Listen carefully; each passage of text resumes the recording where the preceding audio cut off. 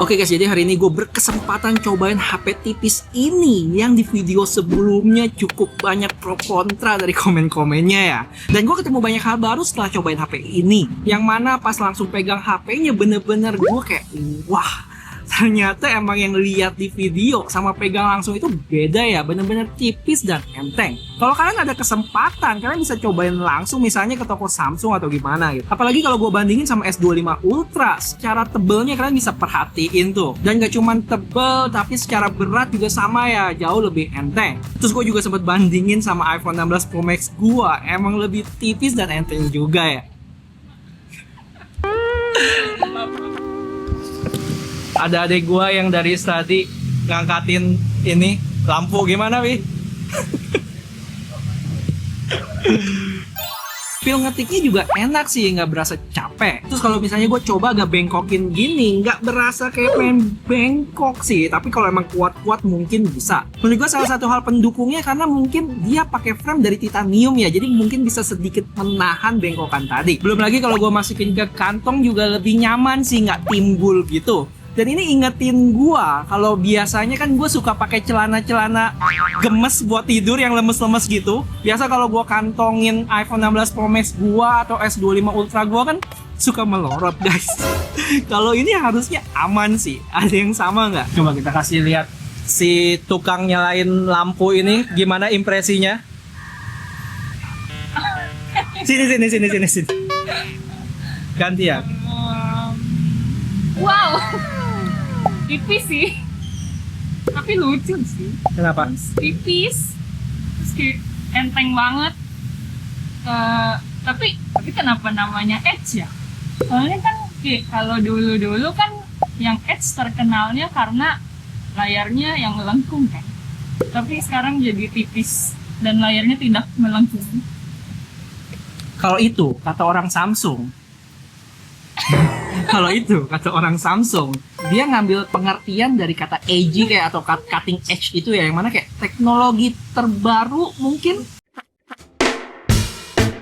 Oke, sekarang lanjut ke spesifikasinya yang gue nggak bakal sebutin lagi. Di video kemarin udah ada, atau gue tampilin lagi di layar full spesifikasinya ya. Yang jelas ada beberapa hal tadi yang gue sempat klarifikasi. Kalau sensor di HP ini, sensor utamanya itu sama kayak S25 Ultra ya, sama-sama sensor 200 megapiksel. Habis itu gue juga sempat baca beberapa komen kalian kalau chipsetnya itu secara core-nya berkurang satu ya. Tapi setelah gue tanya orang Samsung, nggak ada yang dikurangin kok. Mau nanya dong, chipsetnya katanya core-nya kurang satu ya? Bener nggak sih? Harusnya sih sama sih. Oh gitu ya? Cuma kalau yang di GSM Arena aja Ya tadi ada yang baca kayak di GSM Arena, tapi juga baca core-nya 7. Tapi sebenarnya 8 kan, kita juga udah Berarti sama kayaknya ya? typo ya. harusnya sih sama enggak ya?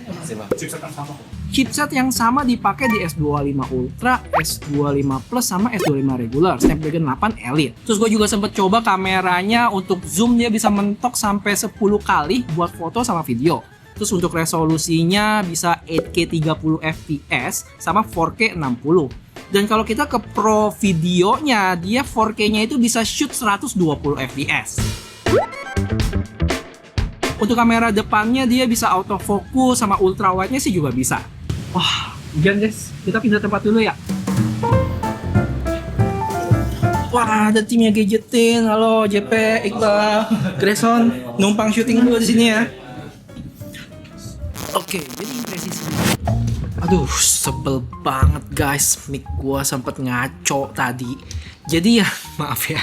Jadi yang sempet gua bilang tadi, kalau ditanya apakah HP ini value for money, buat gua sebagai mendingers yang sama kayak kebanyakan dari kalian, kayaknya sih belum deh. Cuma nggak tahu ya kalau udah dijadiin daily HP-nya selama beberapa lama. Nanti gua update lagi. Jadi subscribe buat yang belum ya, biar nggak ketinggalan video selanjutnya. Cuma bukan berarti HP ini nggak ada yang tertarik buat beli. Pasti ada aja pasarnya, karena emang secara konsep HP ini unik.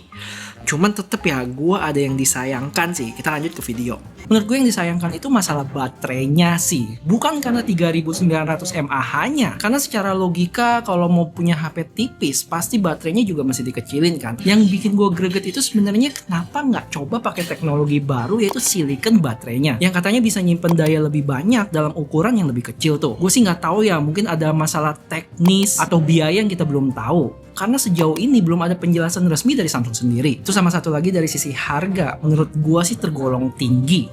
Mungkin kalau bisa disamain kayak S25 reguler lebih menarik gak? Tapi gue juga pengen coba berimbang ya dan kasih perspektif lain dari sisi satu lagi. Kalau S25 Edge ini adalah tambahan pilihan dari S25 series. Samsung gak maksa nih pengguna S25 Ultra atau S25 Plus atau yang regulernya buat berbondong-bondong pindah ke si Edge ini. Kalau emang kalian butuh HP yang punya baterai lebih gede, bisa zoom jauh, terus pakai S Pen juga, ya udah pilih Ultra aja yang punya pilihan paling lengkap.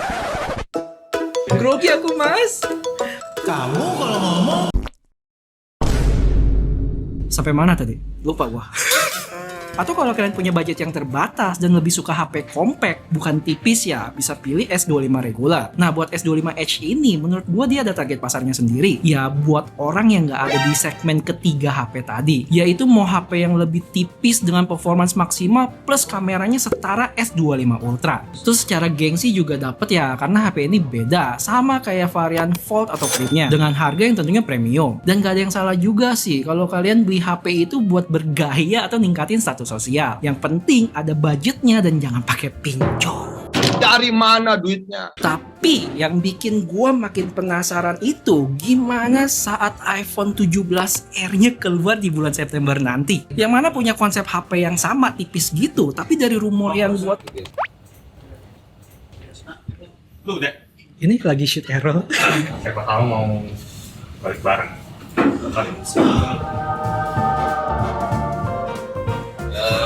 Tapi dari rumor yang gua tahu dia cuma punya satu kamera dan baterainya lebih tipis di 2800 mAh. Apakah nanti Samsung S25 Edge ini bakal lebih dicintai karena speknya yang lebih atau malah iPhone yang dipuji dengan desain tipisnya plus simple? Kita lihat bareng-bareng nanti ya. Dan buat kalian yang penasaran, gue bakal coba bikin video sehari bersama S25 Edge ini buat ngetes real life daya tahannya. Sorry guys, gue lagi mau kasih tambahan info tentang harga, yang mana dia mulai dari 19,5 juta untuk storage 256 ya. Terus 21,5 juta buat 512. Cuman mulai dari tanggal 26 Mei nanti dia ada promo upgrade storage dan teman-temannya ya. Jadi akan ada free memory upgrade senilai 2 juta rupiah dari 256 ke 512. Kemudian ada trade-in cashback 1 juta. Ada bank cashback 1 juta plus tadi yang untuk reservation plusnya ya. Terus buat warnanya sendiri dia ada yang hitam, silver, sama terakhir favorit gua sih yang biru deh. Kayak lebih adem aja gitu warnanya. Betul kabarin ya, selain SOT, apalagi yang gue mesti tes dari HP-nya nanti. Dan sekali lagi mohon maaf ya guys, kalau video kali ini banyak banget halangannya. Maklum bukan shoot di studio. Thank you.